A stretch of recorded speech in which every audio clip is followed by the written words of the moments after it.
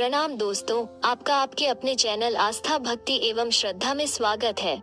श्री गणेशाय नमः। दोस्तों, आपको और आपके परिवार को संकष्टी गणेश चतुर्थी की हार्दिक बधाई एवं शुभकामनाएं। भगवान श्री गणेश आप और आपके प्रियजनों पर हमेशा अपनी कृपा बनाए रखें। दोस्तों, साल 2022 में फरवरी महीने के फाल्गुन कृष्ण पक्ष की संकष्टी चतुर्थी 20 फरवरी को रविवार के दिन मनाई जाएगी। संकष्टी चतुर्थी के दिन व्रत रखकर भगवान श्री गणेश जी की पूजा की जाती है। भगवान श्री गणेश जी की विधि पूर्वक पूजा अर्चना करने से वे प्रसन्न होते हैं और भक्तों के सभी कष्टों का निवारण करते हैं। वर्ष 2022 में फरवरी महीने की संकष्टी चतुर्थी 20 फरवरी को रविवार के दिन पड़ रही है। चतुर्थी तिथि प्रारंभ होगी 19 फरवरी को रात्रि 9:56 से तथा चतुर्थी तिथि समाप्त होगी 20 फरवरी को रात्रि 9:05 पर। संकष्टी चतुर्थी के दिन चंद्रोदय यानी चंद्रमा निकलने का समय है रात्रि 9:50 पर। इस संकष्टी चतुर्थी के दिन शुभ संयोग बन रहा है। ज्योतिष शास्त्र के अनुसार चूंकि यह संकष्टी चतुर्थी व्रत रविवार के दिन पड़ रहा है, जिसके कारण यह तिथि और भी महत्वपूर्ण हो गई है। क्योंकि जो संकष्टी चतुर्थी रविवार के दिन पड़ती है उसे रविवार संकष्टी चतुर्थी कहा जाता है। जिनकी कुंडली में सूर्य कमजोर स्थिति में हो, उन्हें यह व्रत अवश्य करना चाहिए। फाल्गुन माह के कृष्ण पक्ष की संकष्टी चतुर्थी को संकटों को हरने वाला व्रत बताया गया है। आप सुबह जल्दी उठकर एवं नित्य कर्म से निवृत्त होकर संकष्टी चतुर्थी व्रत करने का संकल्प लें। गणेश भगवान को कच्चे दूध, पंचामृत और गंगाजल से स्नान कराकर पुष्प, वस्त्र आदि समर्पित करें। भगवान श्री गणेश को तिल तथा गुड़ के लड्डू, दूर्वा का भोग जरूर लगाएं। लड्डू की संख्या 11 या 21 रखें। भगवान श्री गणेश जी को मोदक, लड्डू, दूर्वा घास तथा लाल रंग के पुष्प अति प्रिय हैं। भगवान श्री गणेश जी को विघ्न हरने वाले और कार्य सिद्ध करने वाले देवता की उपाधि दी गई है। आप भगवान गणपति जी के 12 नाम या 21 नाम या 101 नाम का ध्यान भी करें। चंद्रोदय होने पर आप तांबे के पात्र में लाल चंदन, कुश, दूर्वा, फूल, अक्षत, शमी पत्र, दही और जल एकत्र करके चंद्रमा को अर्घ्य दें। संकष्टी चतुर्थी के दिन एकांत में बैठकर गणपति अथर्व शीर्ष का पाठ करना अत्यंत शुभकारी होता है। दोस्तों, आइए अब सुनते हैं संकष्टी चतुर्थी की पौराणिक व्रत कथा। पौराणिक कथा के अनुसार एक बार भगवान शिव तथा माता पार्वती नर्मदा नदी के किनारे बैठे थे। वहां माता पार्वती ने भगवान शिव से समय व्यतीत करने के लिए चौपड़ खेलने को कहा।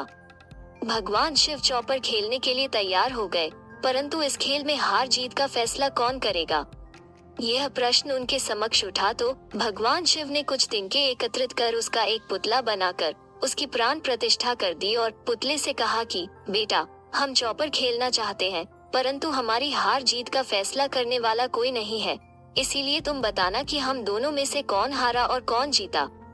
उसके बाद भगवान शिव और माता पार्वती का चौपड़ खेल शुरू हो गया। यह खेल 3 बार खेला गया और संयोग से तीनों बार माता पार्वती ही जीत गयीं। खेल समाप्त होने के बाद बालक से हार जीत का फैसला करने के लिए कहा गया, तो उस बालक ने महादेव को विजयी बताया। यह सुनकर माता पार्वती क्रोधित हो गईं और क्रोध में उन्होंने बालक को लंगड़ा होने, कीचड़ में पड़े रहने का श्राप दे दिया।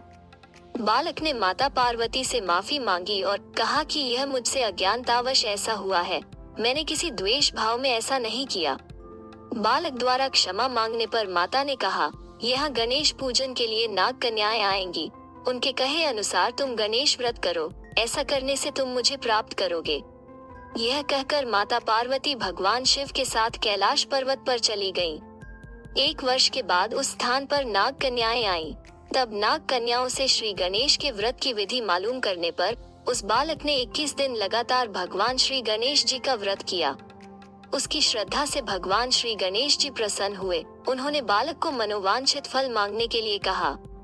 उस पर उस बालक ने कहा कि हे विनायक, मुझ में इतनी शक्ति दीजिए कि मैं अपने पैरों से चलकर अपने माता पिता के पास कैलाश पर्वत पर पहुंच सकूं और वे यह देख प्रसन्न हो। तब बालक को वरदान देकर भगवान श्री गणेश जी अंतर्ध्यान हो गए। इसके बाद वो बालक कैलाश पर्वत पर पहुंच गया और कैलाश पर्वत पर पहुंचने की अपनी कथा उसने भगवान शिव को सुनाई। चौपर वाले दिन से माता पार्वती शिव जी से विमुख हो गई थी। अतः देवी के रुष्ट होने पर भगवान शिव ने भी बालक के बताए अनुसार 21 दिनों तक भगवान श्री गणेश जी का व्रत किया।